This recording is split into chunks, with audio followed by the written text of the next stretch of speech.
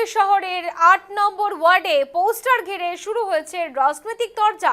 বিজেপির অভিযোগ, তাদের নির্বাচনী প্রচারের পোস্টার ছিঁড়ে ফেলা হয়েছে। যদিও পাল্টা অভিযোগ উঠেছে, বাড়ির মালিকের অনুমতি ছাড়াই বিভিন্ন দেওয়ালে পোস্টার লাগানো হয়েছিল।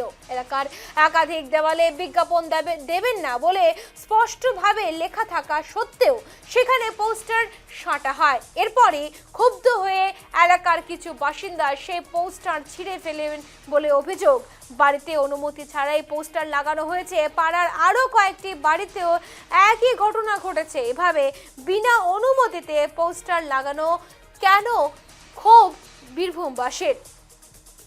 পোস্টার অনুমতিবিহীন সেখানে কেন লাগানো হয়েছে বলে ক্ষোভ স্থানীয়দের।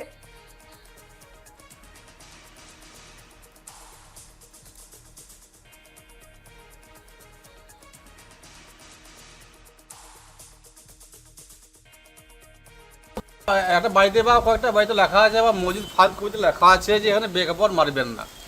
এ সত্ত্বে বিজ্ঞাপন কেন মারলো তারা? কারা মারছে বিজ্ঞাপন? বিজ্ঞাপন মারছে বিজেপি। বোঝা যাচ্ছে জগন্নাথ চট্টোপাধ্যায়। মানে কেন হয় এরকম করে বিজ্ঞাপন? এরকম বিজ্ঞাপন কেন দেবে? তার পারমিশন না নিয়ে এখানে কেন মারবে? কি কারণে করছে বা কারা করছে, কখন করছে? হ্যাঁ হ্যাঁ, কারা করছে সেটা বোঝা যাচ্ছে না তো।